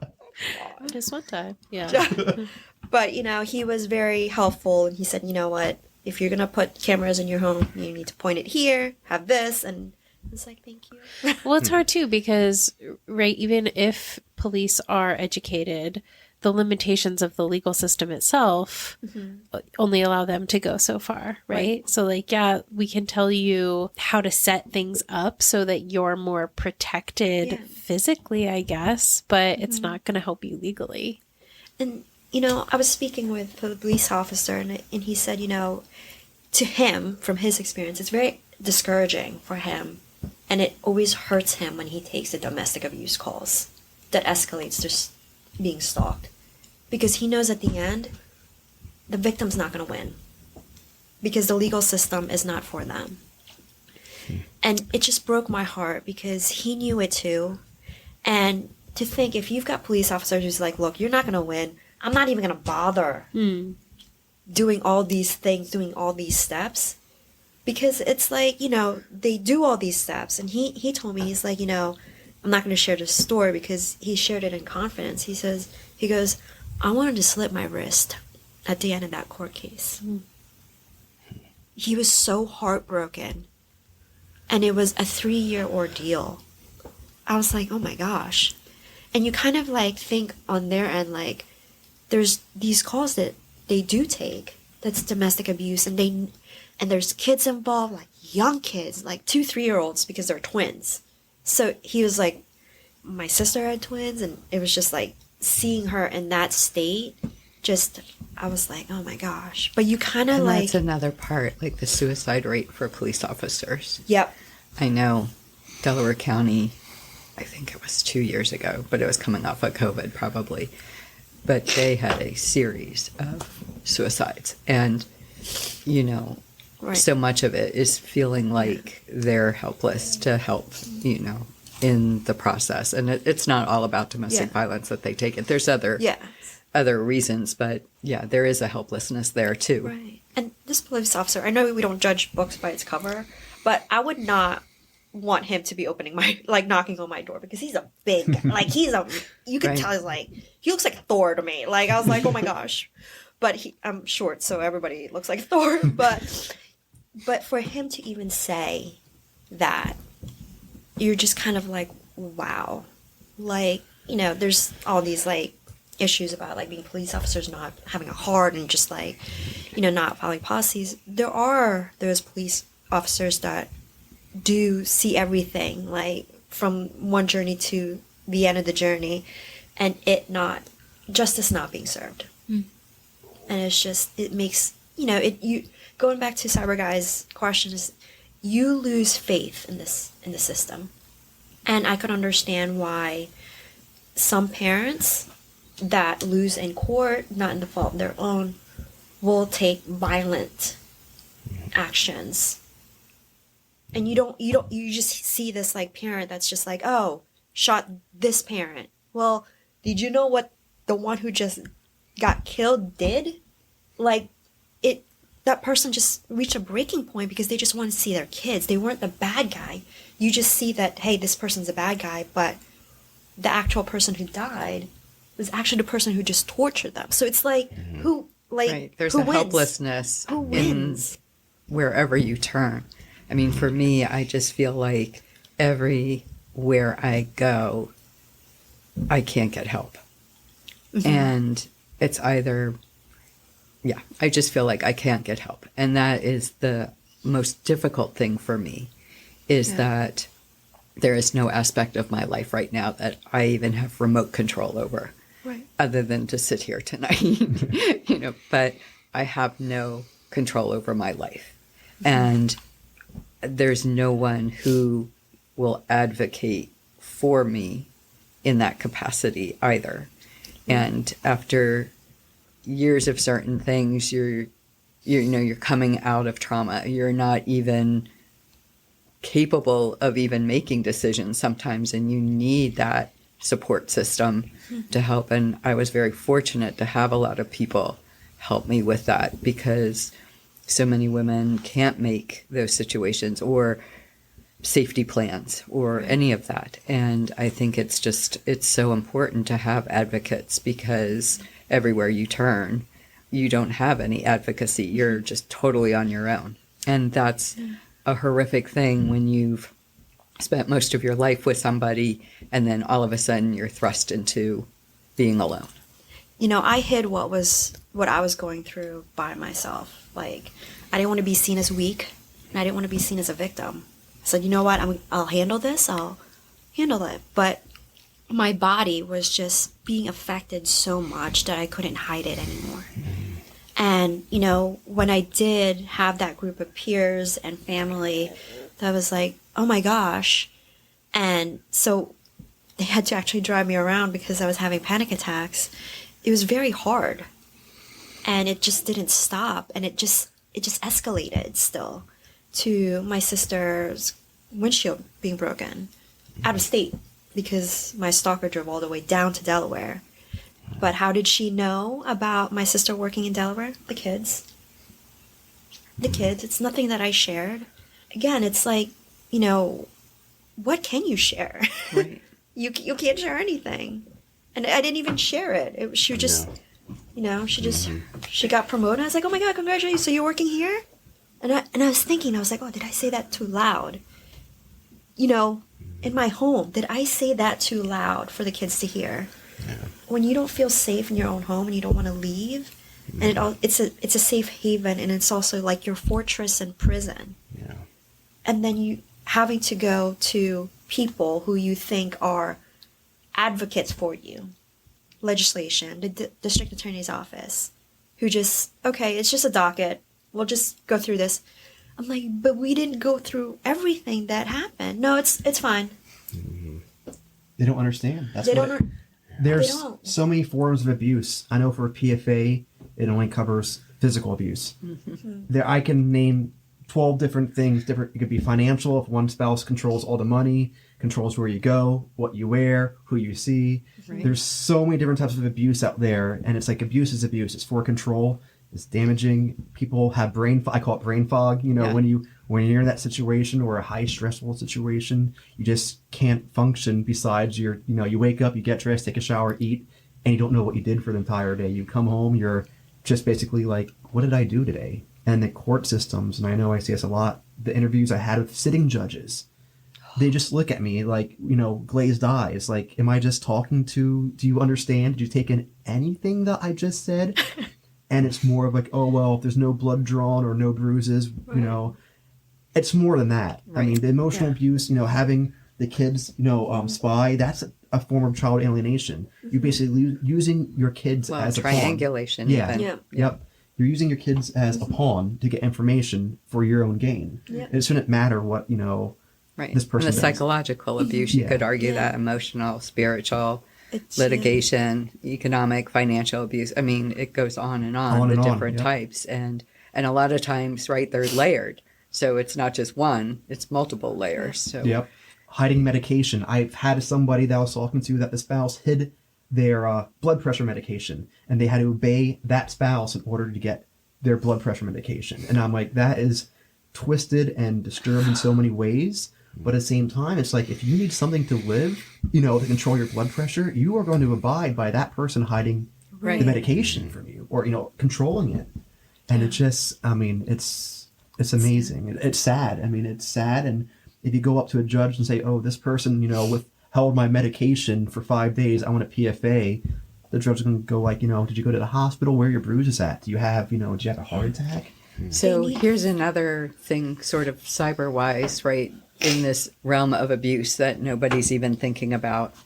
So I have to be careful how I word this, but my social media was on a phone that is from my husband's company.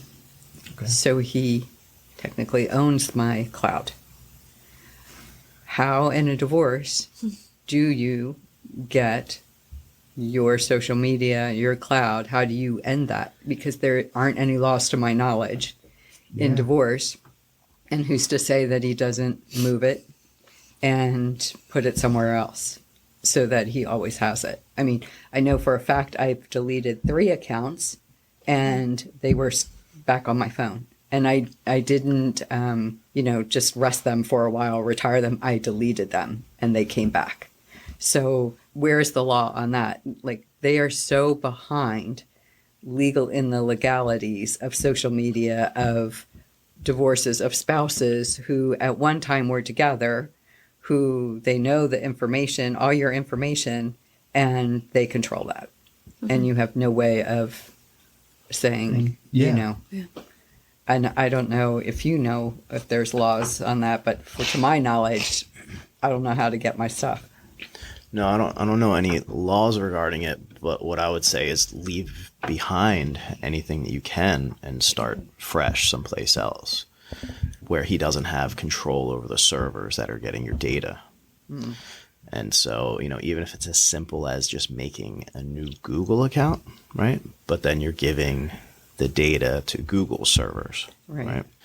The best case scenario or better case scenario is you could make a Proton Mail account, right? They're a little bit more trustworthy and they respect privacy a little bit more.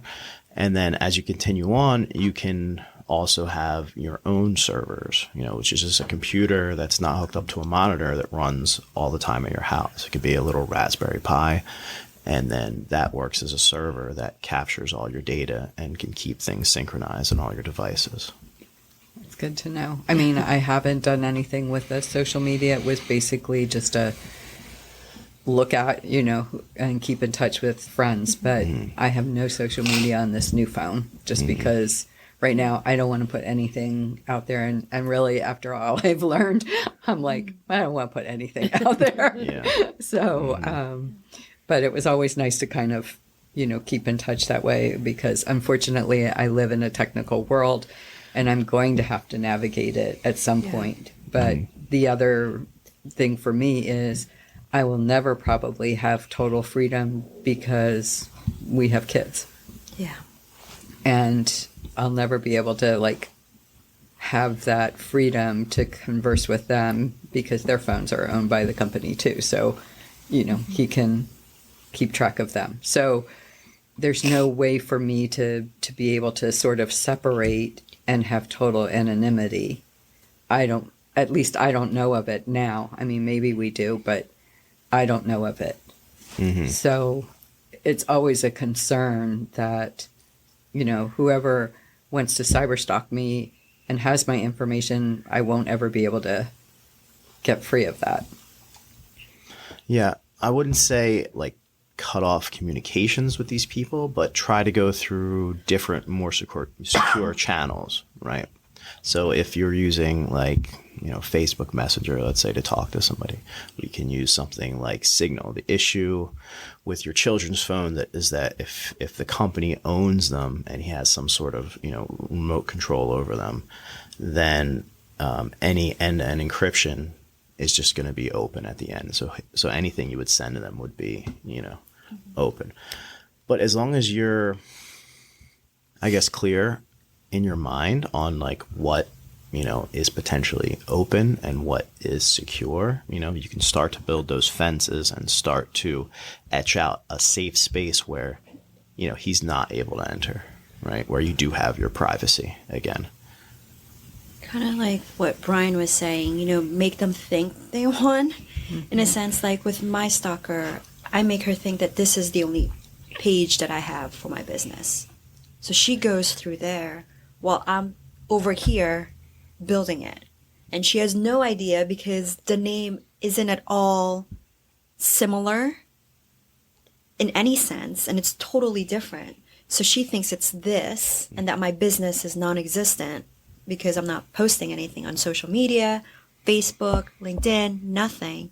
But on the other side, it's thriving because I was just going to say that to Dawn. Were you? Yeah, make 5 Facebook accounts, have different locations. Like satellite locations. Yeah, like different locations. Run it through VPN. You're, in China one day. You're now in, Canada. And, let him think that, I'll track her now. And let him go through all the Facebook accounts. And you're there living your life to the fullest and happy. And while he's, right. using his resources to...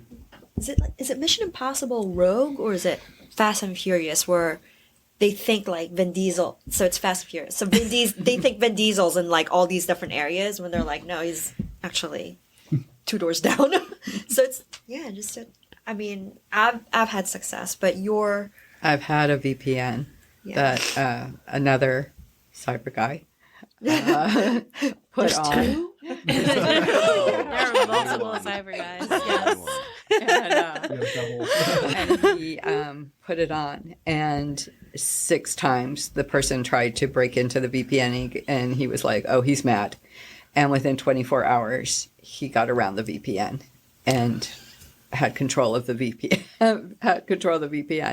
So much so that I opened up an email from Home Goods or something, and whenever I would do that, it would always show up as wherever I am. Right. And it had me in California. And I was like, okay. So I don't even have that luxury. I mean, this is something that's so all-encompassing for me and unable to prove who my cyber, stalker is that, I mean, I've had so many people try to help me and they're like, oh, get a camera. I'm like, no, don't. I've had everything happen. I had a hunting camera, tracking camera that you put in the woods, battery operated, you put the card in, turned it on, and I left. And I had a dog, or have a dog. So it should have showed me turning it on because it's action motivated, and my dog. And I had a friend take it and look at it, and there was nothing on it. And I've had people breaking into the house. I can't exactly say who, but for certain reasons, but the stalking has gone and escalated into even breaking into every place I've ever stayed since I left. So I can't even do that. I mean, even anything that can be downloaded, anything that can be uploaded, I absolutely have it's crazy. It's paralyzing. Yeah, it's paralyzing. It's paralyzing. You can't move it. You can't do anything. Yeah. Right. Has any of your bank accounts ever been So my Amazon Prime was canceled. It's actually a blessing. Might be a blessing. Yeah. Might be. and they said it came from my bank, and I happened to be friends with my banker, and she was like, no, there was nothing from the bank. So then the same day I had my cable automatic withdraw stopped, and I spent 5 hours having to go back to the cable company being like, I didn't do this, and arguing with them. And I had one other thing. But I do know that, yes. That's common. One of my, I call them my clients, they're not really my clients, they don't pay me. She was scheduling credit card payments over the internet, and all of a sudden her credit score dropped. So she was scheduling payments, somebody was going in there and canceling those payments. And she figured it out because if you have, forget your password, they'll ask you your birth date, where you were born, your mother's maiden name. Well, if you were in a relationship with someone, right, they know all that. Yep. So I asked my brother, he works in IT in a bank, high up like IT, and he said everything that's financial is saved. Your IP address is saved, I think he said for like 4 years, maybe 5 years. And he gave me information that, because I was asking about the stuff that he does, that he can go back, people can go back, the bank can go back and track the IP address even through a VPN, because anything financial over $600 is tracked. I mean, if you have to fill out for taxes a form if you make over $600, and that's the only good part about having Big Brother watching us all the time. And financial crimes, I don't know, the limitations, but it's called grand theft or whatnot. That's over, I think, $1,000 now, $600. If someone steals more than $1,000, it's grand theft.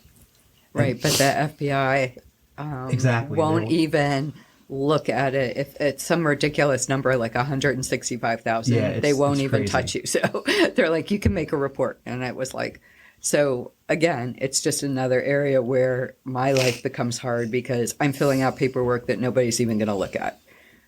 Well, and I think a lot of times what you see with legality and IPV is who can pay to play. Right. So, I mean, a lot of times that's what it comes down to. And so, yeah, you can file the report. It's there. You can call the police. But if you can't pay for the lawyer that's going to be the bulldog and go after what you need them to go after too, and you can pay that $350 an hour. Exactly. And going back to the cyber guy's question about the legal system, my stalker, her lawyer, he did a great job. He had several continuances. The DA didn't even know about it, the first continuance, because her lawyer called the judge's, not the office, her personal cell phone, and asked for a continuance. So I showed up, throwing up because I was so I was still in that stage. And the police officer were like, well, what happened? And then district court said, well, didn't you guys hear? We're like, no. And it happened twice because of a great lawyer whose wife is also a judge in Delaware County. It's like incest in there. Yeah. It's horrible because, again, these, you have laws that protect not the victims, but the actual assailants. And then you've got lawyers who are super expensive. And if you can pay for them, you get away with everything. Yeah. And lawyers are unethical. One of the strategies that I found out was, like in your case, if you're worked up, you have anxiety, there are lawyers out there that will pick that up and they'll just drill you and bring you down. And if you show emotion in court, it looks like you're not, quote unquote, not well put together. Yep. And I made the comment, and I think this is in Alabama, and I made a comment to a Pennsylvania judge. In Alabama, the victims of abuse are allowed to go into a room with a video camera, and a TV, where they don't even have to see their abuser or that person. And it's very, very, safe for the abuser. I have a friend, her name's Kay Johnson in Wisconsin, and she is a advocate for the American disability. And how she got around it was she used anxiety as a disability.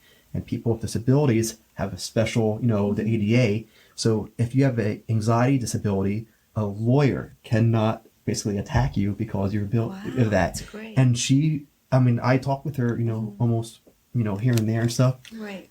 Judges don't want to hear what she has to say. She got into really heated debates, and she is like a professional disability advocate, and the judges just don't care.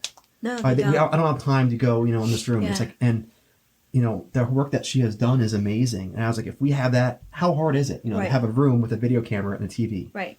Now, see, I took the opposite approach because I was with a hearing officer and I had his lawyer abusing me, my lawyer, and the hearing officer. And it just unnerved me. And I said, if we go back in again, my lawyer was like, well, we can put you in another room or you can leave for a while. And I'm like, so there's nobody really advocating for me when I'm saying he's lying or this is false or this isn't true or, whatever the case might be, or to answer my own questions. And I said, no, if he does that again and goes and attacks me, I'm going to just stand up and actually fight it. And it ended up that we didn't have that situation again, but I just was like, this is ridiculous that a lawyer can abuse a hearing officer who was a woman and my lawyer and myself in a hearing. Like, there's no civility is the other thing. Like, things are so out of control in courts and lawyers, and it's like being re-traumatized by not only the process of the legal system, not only that they try to put a square into a circle and want nothing to know about my life or anything. They just want to squeeze me through. But then you have like lawyers who are aggressive and abusive and, Absolutely. I mean, I was encouraged by my victim advocate to use that room. And I declined it because I didn't want her lawyer to say I was mentally unstable. Because she had already my stalker had put the seed that I was sleeping with the police officers and that these claims aren't right. It's the person that can make the best story, right? It's I was like, really? Really? And she even said it in the text that the only person who actually doesn't believe my story is her lawyer because I'm the only one. He's the only one who is not sleeping with me and doesn't find Oriental women attractive. But again, like, the victims, you're not really even like, it's hard for you to even say something. And then you've got the legal system that doesn't really help you out when you do. Well, you've been conditioned not to have a voice. And then you're attacked in court. And then it just is that re-traumatization of making you submissive, right? Because you've had this coercive control and you're conditioned to like go, oh, I shouldn't talk. Oh, this is wrong. I love this quote that evil triumphs when good men and women do nothing. And that's part of why I wanted the forum tonight too. But domestic abuse, the statistics, there's a Philadelphia Eagle. He's an ex-Philadelphia Eagle and he's now a liaison, I think, in the NFL higher-ups between players and management. And he spoke at Cabrini 2 years ago on domestic violence, and his mom was a victim of domestic abuse. And he said, in the 1970s and 80s is the same statistics as now. And he said, when America wants something to change, they change it. And when they don't, they don't. And this is where we are. It's like nobody wants to change it. I think a lot of that is the money it brings in. I mean, lawyers and like I said, and there's cases 6 figures easily. And I think it's a lot of the money. And in your case, Dawn, and I know there's people that will fact check this, I was told in Pennsylvania, well, the court master in Pennsylvania is basically appointed by the judge. So the court master cannot make a decision legally for your children. You have to be an elected official to make a legal decision for a child. And I, say that to the lawyers that like me and the lawyers that don't like me and stuff. Right. So you can hold your ground technically, speak legally on the legally aspect, hold your ground, ask for a full-blown hearing with the 16 factors of custody in Pennsylvania from the judge. The only downside of that is, obviously, the court master is going to go to the judge and be like, oh, this person did this person did that, blah, blah, blah. Mm-hmm. The court master is a fact finder. She's a mediator. I mean, she's not elected. So she does not have the authority to make a decision. And that's something that, just talking with lawyers, and I say that, and no lawyers want to go against that court master because it's political. Right. And I mean, that's, basically another story about politics. It's really different. I mean, it's unless you're pro se and you're not running for, election, right, and you want to represent yourself the knowledge. I mean, it's, and your story, Dawn, is like a lot of those stories I hear, the court master, and I tell people the exact same thing. Yeah. You should do it. The court master is a fact finder. She cannot make a ruling for children. My kids are of legal age, so I don't have that situation. But, I was told so many women come up to me, and the divorce in Chester County, they're like, took me 10 years. One woman took her 8 years, another 5. Yeah. And it's just the craziness. Like, you can get married in a day, but you can't get divorced, in a day. And it is set up for lawyers to make money and the legal system machine to make money. It is not there to help women, especially women who stayed at home their whole life. Yeah. And I mean, I was told so many times, do not say that you're a stay-at-home mom. And I was like, well, I used to say I was VP of Domestic Affairs. Is that better? But it's not. They look down on it. And I gave up further education and to be a mom and stay home and have a traditional marriage. And then later in life, I had an opportunity to go back and further my education. And he was like, no, the kids are little.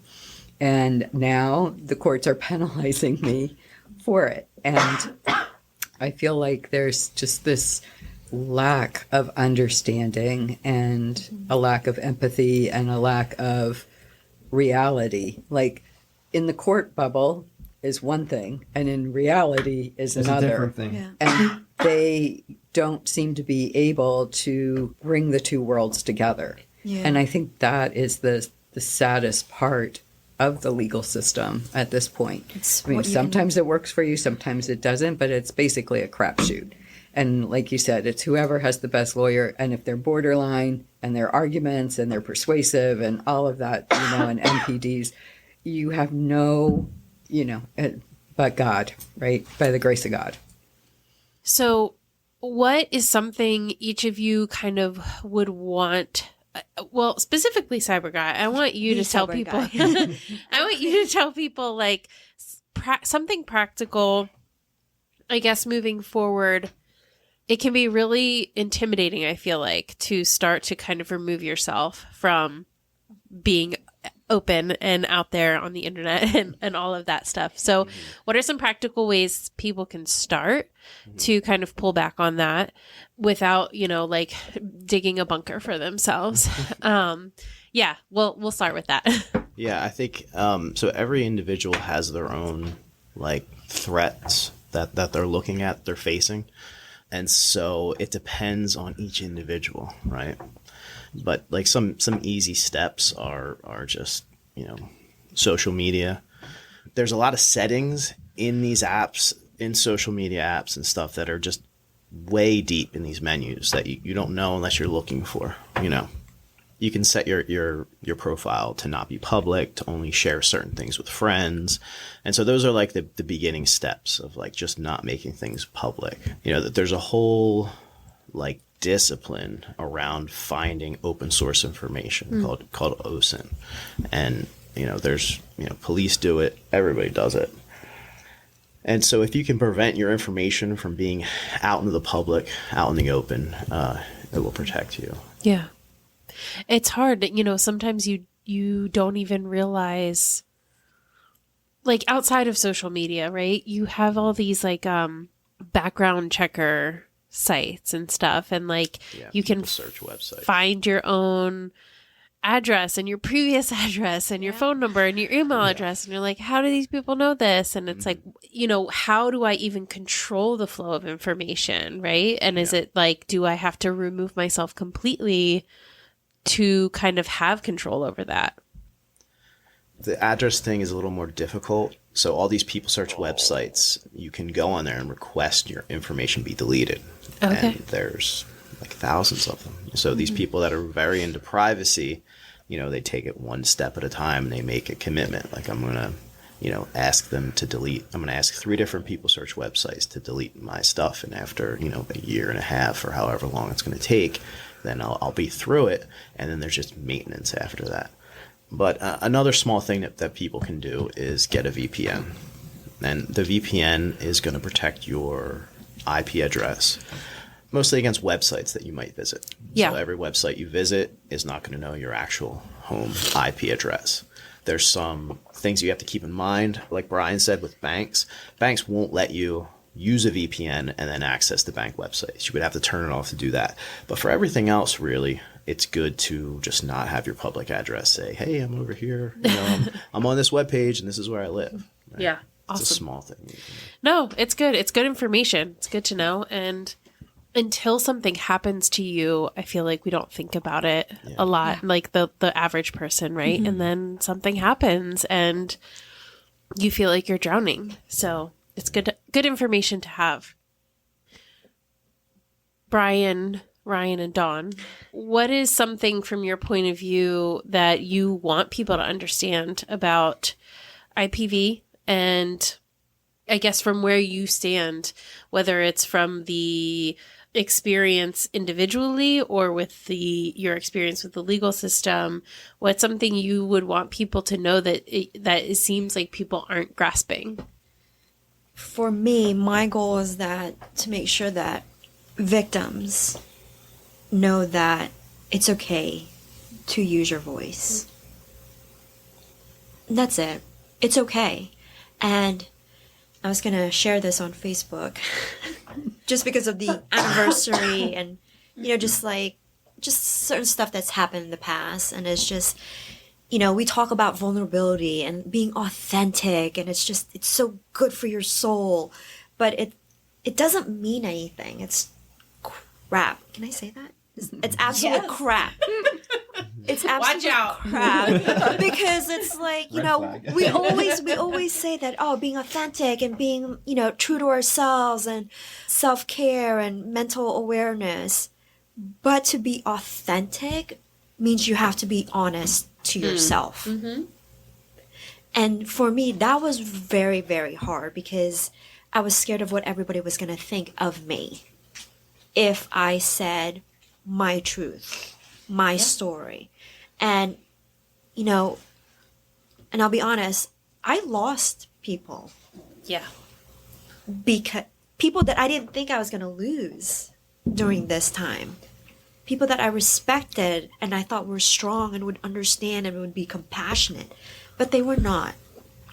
But what I've found is that for every person that you do lose, 3 people will come up and just support you endlessly. And I could attest to that, and I could be someone that could be an expert on this because I did lose a lot. And, career-wise and letting employees go because of what was happening. But when I got honest with myself and was really authentic and speak my truth, doors really opened. It sucked having to call the police and be like, okay, I am now officially filing the report. This is harassment. This will be the first offense. And when I said that and got off the phone, it was a relief and it was this weight. And I was like, oh my gosh, I'm like myself again. But then I said, oh my gosh, what did I just do? But then that feeling of, I have my life again. I now have control. And that's what I want to share to the victims that I've spoken with, is that it's okay to use your voice. It's absolutely okay. Because when you do use your voice, you actually get that sense of control back. And you're like, wow, you're still really close for it. I am. But you know what? I get to control the narrative now. Not someone else. I control it. I get to control when I leave my house. I get to control when I speak to my therapist. I get to control who I can confide in. Because it's out there in the open. I don't have to hide myself anymore. I don't have to hide physically in my house anymore. I don't have to hide my accomplishments anymore because someone is uncomfortable or does not like themselves. Because in the end, these stalkers are unhappy with themselves. And you get to a point where you're like, I feel so sorry for you, and I hope you find that love and that true happiness. But in the meantime, stay away from me. And that's the word. Boundaries are still up. Yeah. In the meantime, stay away from me. Yeah. I like that. So for false allegations of child abuse, and I tell this to just about everyone I talk to, the first thing is to always remain calm in the court system.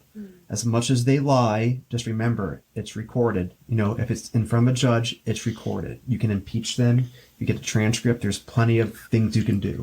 In Pennsylvania, we have the Dragonetti Act. Like I mentioned, it's abusive process, wrongful use of civil proceedings. That has helped in the past. The bill I'm trying to introduce, adds more to that.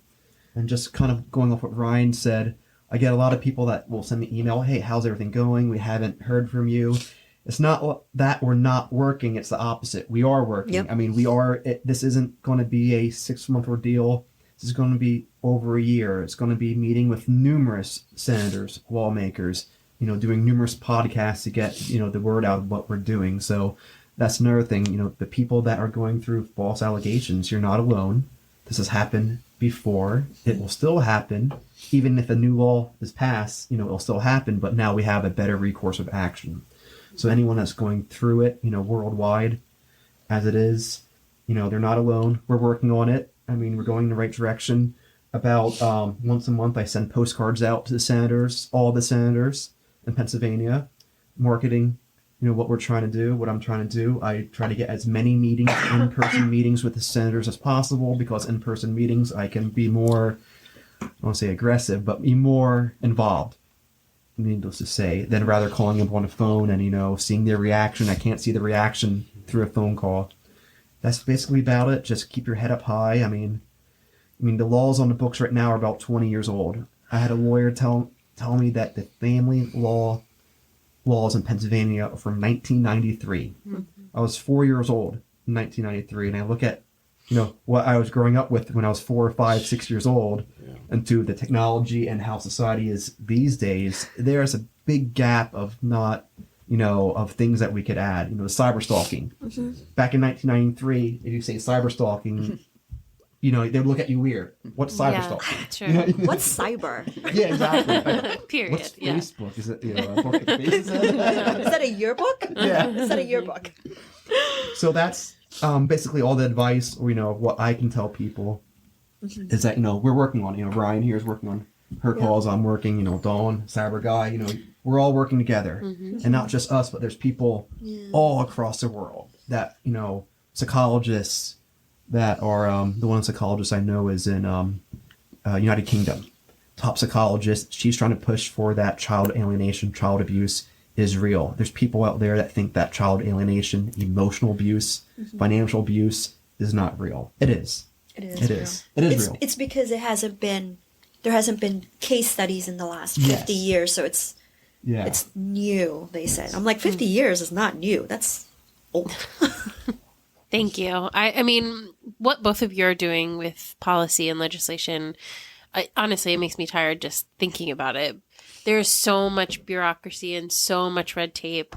So honestly, thank you for walking that path and continuing to just blast through those barriers that continue to crop up, I'm sure. So just knowing how the systems are. But yeah, you're right. I think it needs to be said that there are people working on this. It can be a very lonely journey walking through IPV healing, whether you're out of that relationship or not. It can be a very isolated and lonely journey. So to know that there are people out there that not only understand what you're going through, but are trying to make change on a legislative level is super encouraging. So thank you. You're welcome. I have one more addition that I thought of regarding security that people Please, can take. yes, tell us. The biggest one is a password manager. If you're not using a password manager and you're using the same passwords for all accounts, it's a super giant security risk, and you really need to be using a password manager. The one password manager that I would recommend is Bitwarden, and that is a cloud-based password manager. So it will sync. It is also free. They have a paid tier, but the paid tier unless you have a physical key that you're going to be logging in with everything, you really don't need the paid tier. Cool. It's free and open source software. It's third-party audited. It's the best cloud-based password manager out there. If you're somebody who says, you know what, I don't want my passwords to even touch the internet, there's another password manager called KeePass, and that's KEE. And that password manager really is offline. Just so you know. It's free and open source. The only thing with that password manager is you have to back up your database. Okay. Because it's not so you need to make copies and put them everywhere. Because if you lose that, it's over. So I shouldn't keep all my passwords in email to myself. Definitely not. On the notes part of our phone. Okay, And it shouldn't be your birthday. Yep. Yeah, right. You're giving Cyber Ryan an aneurysm. Stop it. No, thank you. That's a great tip, and I've actually been looking for a password manager, so thank you. Just switch over now. Yeah. Dawn. I think two things for me. The first one would be that whenever a woman comes and shares her story, that the best thing you can do is listen, then listen some more, then listen and believe her. Yeah. Because it takes such courage for that woman to even share her story with you. It's such a privilege that woman's sharing with you. So honor her as another person and another human being when she comes. And then for me, it's just continuing to use my voice, continuing to meet people and put people together who can share ideas, who can talk, who can learn from each other and grow, and try to make changes where I can, however that looks, and support whoever is trying to make changes and bring awareness. So for me, it's twofold. It's giving women dignity to share their stories, and for me to just keep sharing my story and talking with people. Awesome. Thank you. Is there anything that we didn't talk about that you were like, I really wanted to talk about this? I think the only other thing I wanted to bring up was that there is legislation that's trying to be put out there by a state representative, Christine Howard. And there's 3 bills that she's trying to get. And one is to a divorce remodel, to remodel the whole divorce process. There's one on financial exploitation. And then there's another one of broadening protection from abuse orders. So there are representatives there. And I think Senator Brian Fitzpatrick also is on a committee for this. And although he's got his hands full right now, I know, in Washington, but I know he's also got interest in this. So just keep talking to your senators, keep talking to your state representatives and telling them, you know, you have interest in these bills and we want to see change because we are the people and we are the ones who elect these officials and we are the ones who can make the difference. And your vote does count. Your voice does count. And there's also strength in numbers. So if everybody joined their voice, we would have that number. So. Awesome. Well, thank you all so much for doing this and being willing to be open and authentic and vulnerable and share your stories and share your expertise. It is something that I know people are going to relate to. So I really appreciate it. And thank you, Dawn, for putting it together. Yeah. Thank you, Dawn. Thank you. Thank you for listening to The Human Experience. If you enjoyed this episode and you'd like to help support the podcast, please subscribe, share it with your friends and family, share it on social media, and rate and review it on Apple Podcasts and Spotify. You can also support the podcast financially by going to my website, thehxpod.com, linked in the show notes, and clicking on Donate. It takes a lot of time and resources to create this podcast, so every little bit helps. Everyone has a story, and I'd love to hear yours. So be sure to check out the show notes for more information about how to stay in touch. Do good and love well.